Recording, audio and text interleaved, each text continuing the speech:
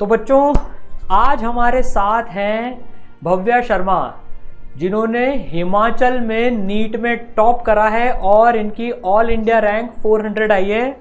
ये हमारी इसरल की जो स्टूडेंट हैं, इन्होंने एकदम मचा दिया है, अपने माता पिता सबका, हमारा सबका नाम रोशन किया है। 10th में जब NTSC दिया तो स्टेज 1 हुआ था, लेकिन स्टेज 2 क्वालिफाई नहीं हुआ था। अपनी तैयारी स्टार्ट करी थी तो मैं 600 प्लस टारगेट लेकर चली थी। जब आपके किसी क्लासमेट के आपसे ज्यादा मार्क्स आ जाते हैं तो उसे देखकर आपको डिमोटिवेशन हो सकता है। तो ओवरऑल मैंने अराउंड 20 टाइम्स चैप्टर्स पढ़ लिए होंगे बायो की NCERT से। Very good. आप जब तक फिजिक्स को फील करके नहीं पढ़ोगे ना, तब तक आपको मजा ही नहीं आएगा। और अगर आप इसरल के वीडियोस देखें तो उसमें आप सब कुछ आपको विजुअलाइज करके दिखाते हैं, तो फिजिक्स में वही तो चाहिए। तो भाई भव्य बताओ, आपने नीट के पेपर में क्या स्ट्रैटेजी से नीट का पेपर दिया? तो भाई भव्या बहुत बहुत बहुत बधाई हो आपको। Thank you sir. अच्छा बच्चों, इंटरेस्टिंग बात एक और है कि भव्या के पापा भी डॉक्टर हैं और मम्मी भी डॉक्टर हैं। तो भव्या क्या बचपन से मतलब ऐसा था क्या कि यार डॉक्टर ही बनना है? मम्मी पापा दोनों डॉक्टर हैं? हाँ, बचपन से ही उनको देखा तो वही मेरे लिए इंस्पिरेशन थे। ओके। तो भव्या बच्चों को जनरली ऐसा लगता है यार, आप जैसे अब टॉप आपने करा है, पूरे हिमाचल का नाम रोशन करा है और एकदम मचा दिया है, तो क्या मतलब 6th 7th 8th क्लास से आपने तैयारी चालू कर दी थी क्या, या कब से आपने नीट की तैयारी चालू करी? तो 6th 7th 8th में मैं साइंस और मैथ्स पे ज्यादा ध्यान देती थी और सारे कंसेप्ट्स क्लियर करती थी। 9th और 10th में मैंने NTSC की तैयारी करी थी, जिसमें 10th में जब NTSC दिया तो स्टेज 1 हुआ था, लेकिन स्टेज 2 क्वालिफाई नहीं हुआ था। उसके बाद 10th ऑनवर्ड्स मैंने नीट डायरेक्टेड स्टडी करी थी।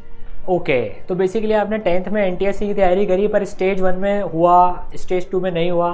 फिर आपने मोटी मोटी जो नीट की तैयारी थी एकदम फुल फोकस, वो आपने +1 +2 में करी। क्या बात है। तो जब आपका NTSC स्टेज 2 में नहीं हुआ था तो क्या थोड़ा सा डिमोटिवेशन हुआ कि क्या हुआ यार स्टेज 2 नहीं निकला? हाँ, जो बच्चे मेरे साथ ही पढ़ते थे उनका स्टेज 2 में बहुत अच्छा रैंक आ गया था और मेरा सिलेक्शन भी नहीं हुआ था। हाँ। तो मुझे उस पॉइंट पे बहुत बुरा लगा, लेकिन फिर मैंने कहा कोई बात नहीं, आगे हम अच्छा कर लेंगे। कोई बात नहीं, अभी पिक्चर अभी बाकी है मेरे दोस्त। तो भैया जब आपने तैयारी चालू करी तब पता था कि यार ऐसे 685 685 का स्कोर आप एकदम क्रैक कर दोगे और हिमाचल टॉप कर दोगे, ऐसा कुछ था क्या शुरू से मन में? ऐसा कभी एक्सपेक्ट नहीं किया था। जब मैं +1 में अपनी तैयारी स्टार्ट करी थी तो मैं 600 प्लस टारगेट लेकर चली थी कि 610 615 आ जाए, वही बहुत बड़ी बात है, और नियरली सिलेक्ट हो जाऊं। ओहो क्या बात है। तो यार जब ऐसा रिजल्ट देखा तो क्या कैसी फीलिंग है? मतलब एकदम ओ माय गॉड, मेरा रिजल्ट देख रही हूँ मैं। ठीक है। तो बच्चों यार देखो, ऐसा होता ही है, मतलब जब हम तैयारी स्टार्ट करते हैं ना तब एक्चुअली में पता नहीं होता है कि यार कोई ऐसे फोड़ देंगे, वो तो तैयारी ऐड ऑन होती जाती है, फिर एकदम से ऊपर वाला जो है रिजल्ट जो ऐसा दे देता है, हमारी मेहनत जो है उसको सफल बना देता है। बहुत ही बढ़िया। तो भव्या पूरे 2 साल की तैयारी में आपने 12th के साथ में क्रैक मारा। अच्छा 12th में कितनी परसेंटेज थी आपकी? मेरी 98% थी। क्या बात है, 98% थी। Awesome max. आपको कभी डीमोटिवेशन हुआ इस 2 साल की जर्नी में कि कभी ऐसा लगा कि यार पता नहीं क्या होगा, पढ़ूं नहीं पढ़ूं, डीमोटिवेशन होता था कभी? जब आपके किसी क्लासमेट के आपसे ज्यादा मार्क्स आ जाते हैं तो उसे देखकर आपको डीमोटिवेशन हो सकता है, लेकिन अगर आप उस डीमोटिवेशन को एक मोटिवेटिंग फैक्टर बना दो और एज अ चैलेंज लो कि अगले वीक टेस्ट में मेरे उससे ज्यादा मार्क्स आने चाहिए, बस उसी से कंपटीशन के उससे आप आगे बढ़ सकते हो। तो भाई कभी ऐसा होता था तो यार कि जो जिससे कम नंबर आए ना, मतलब उससे चैलेंज की बेटर रुक जा तू, अभी देख नेक्स्ट बारी में देखते हैं अपन, है ना? ठीक है। तो उसको डीमोटिवेटिंग नहीं लेके यार मोटिवेटिंग ले लेते हैं। सही है। तो देखो जर्नी में डीमोटिवेशन मोटिवेशन आता ही है। ठीक है। तो भव्य ये बताइए, नीट वाले स्टूडेंट्स की ना सबसे ज़्यादा पता है फिजिक्स में बैंड बजी होती है। मोस्ट ऑफ दी बच्चे कहते हैं फिजिक्स वीक है, फिजिक्स वीक है। तो आपने फिजिक्स में कैसे मचाया? फिजिक्स, मुझे लगता है फिजिक्स आप जितना विजुअलाइज करो उतना जब आप क्वेश्चन सॉल्व कर रहे हो तो वो चीज दिमाग में आती है। आप क्वेश्चन रीड कर रहे हो, साथ में आपको ब्लॉक दिख रहा है, वो चल रहा है, वो घूम रहा है, तो वो सब अगर आप ऐसे वीडियोस देखो, जैसे मैं इसरल के वीडियोस की बात कर रही हूँ फिजिक्स में, तो उसमें आपको पूरा विजुअलाइज होएगा कि वो ब्लॉक कैसे रोल हो रहा है, क्या हो रहा है। तो देखिए चल भी रही है, घूम भी रही है, चल भी रही है, घूम भी रही है। ये चलते चलते घूम रही है, घूमते घूमते चल रही है। तो देखिए क्या हो रहा है, कुछ इस तरीके से हो रहा है। ठीक है, देखिए ये एक्सेस जिसके ओर घूम रही थी वो भी चलने लग गया, तो ये रोटेशन भी कर रही है, ट्रांसलेशन भी कर रही है। तो अब तो आराम से गेस कर सकते हैं क्या बोलेंगे इसको, combined rotation plus translation motion. और ई सरल में मैंने एक ऑसिलेशंस में बीट्स का वीडियो देखा था। तो देखिए 500 हर्ट्ज की साउंड देखिए कैसी प्रोड्यूस करता है ये स्पीकर। ठीक है ना, ये अकेला स्पीकर चल रहा है। अब मान लीजिए एक दूसरा स्पीकर भी लेते हैं अकेला, 504 हर्ट्ज का। 504 हर्ट्ज का स्पीकर देखिए अकेला कैसी साउंड प्रोड्यूस करता है, कुछ इस तरीके साउंड प्रोड्यूस कर रहा है। तो ये अकेले अकेले हमने साउंड सुनी। अब इन दोनों को एक साथ चलाते हैं, देखिए इन दोनों स्पीकर्स को जब एक साथ चलाएंगे, जब इनकी वेव्स इंटरफेयर करेंगे, तो देखिए कैसी आवाज सुनाई देगी। देखिए उसमें आप जब थ्योरेटिकली पढ़ते हो या क्लास में बोर्ड पर पढ़ते हो तो आप कभी उसको फील नहीं कर सकते, लेकिन जब वो इकट्ठे साउंड करके आपको दिखाते हैं कि एक्चुअली वो लगता है आपको कि सच में इंटरफियर हो रहा है और फिर बीट्स प्रोड्यूस हो रहे हैं, तो उससे आपको बहुत अच्छे से आप उसे विजुअलाइज कर सकते हैं और आपके कंसेप्ट्स क्लियर होंगे, क्योंकि अगर आपके बेसिक कंसेप्ट्स क्लियर हैं तभी आप सॉल्विंग क्वेश्चंस कर सकते हैं। पता है, बिल्कुल एकदम सही बात करी यार, फिजिक्स वही जो दीवाना बना दे। और भव्या मेरा भी पर्सनली बताऊँ ना आपको, वो बीट्स वाला पोर्शन है ना, जब उसको शूट किया था ना हमने, मतलब यही दिमाग लगाया था कि कैसे बीट्स विजुअलाइज हो गई। तो आपको बीट्स पूरी अब तो विजुअलाइज हो गई ना, मतलब शायद लाइफ में पहली बार ही वैसे देखा होगा कि बीट्स कैसे बनती है। हाँ। क्या बात है, बहुत बढ़िया। तो बच्चों सबसे बड़ी बात है यार, फिजिक्स को विजुअलाइज करके पढ़ो। जैसे भव्या ने बोला ना, जब आप विजुअलाइज करोगे ना तो सवाल करते टाइम एक्चुअली दिमाग में ब्लॉक घूमेगा। भव्या घूमता था नहीं घूमता था सवाल करते टाइम? बिल्कुल यही बात है फिजिक्स की यार, फिजिक्स वही जो दीवाना बनाते हैं। मतलब मेरा तो फेवरेट सब्जेक्ट है ही सही। भव्या अपन फिजिक्स की इतनी बातें और करते जाएंगे तो इंटरव्यू में पूरा ही फिजिक्स हो जाएगा। तो चलो, फिजिक्स का डेडिकेटेडली फिजिक्स आपने कैसे तैयारी करी? आपके फिजिक्स में कितने मार्क्स आए बताओ? मैं फिजिक्स में 165 मार्क्स। ओ माय गॉड, 180 में से 165 मार्क्स आए भव्या के, फोड़ दिया एकदम, मचा दिया।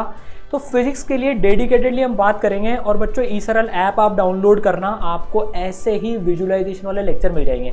हम एक अलग वीडियो बनाएंगे जिसमें भव्या ने फिजिक्स स्पेशली कैसे तैयार करी, उसमें उसकी बात करेंगे। तो भाई भव्या ये बताओ, आपका डेली रूटीन कैसे रहता था? रोज कितने घंटे पढ़ती थी और हर सब्जेक्ट में लगभग ऑन एन एवरेज कितना टाइम डिवाइड करके रखती थी? अब मैं एक दिन में 10 to 12 आवर्स पढ़ती थी, और उसमें जैसे हमारा नीट के पेपर में आधा पेपर तो बायो ही है, तो मेजर टाइम आपको बायोलॉजी को देना है, तो मैं 5-6 आवर्स मॉर्निंग के बायोलॉजी को देती थी। उसके बाद बीच में टेस्ट का टाइम था, उसके बाद 2-3 आवर्स केमिस्ट्री हो गया, फिर 2-3 आवर्स फिजिक्स हो गया। तो बेसिकली 10-12 घंटे में जो लगभग पेपर का जो वेटेज रहता है, आपका टाइम डिस्ट्रीब्यूशन भी वैसे ही रहता था। ठीक है। तो भव्या ये बताइए कि नीट में एनसीईआरटीज़ का क्या रोल है, स्पेशली बायोलॉजी में, और आपने एक चैप्टर एनसीईआरटी से कितनी बार पढ़ लिया था? नीट में आजकल जो ट्रेंड चला है वो तो ये है कि only NCERT for chemistry and bio. अब बायो की एनसीईआरटी तो हर बच्चा पढ़ता ही है। बायो की अगर मैं खुद बताऊं तो हमारे पास तो एक्सटेंडेड पीरियड भी था, तो ओवरऑल मैंने अराउंड 20 टाइम्स चैप्टर्स पढ़ लिए होंगे बायो की एनसीईआरटी से।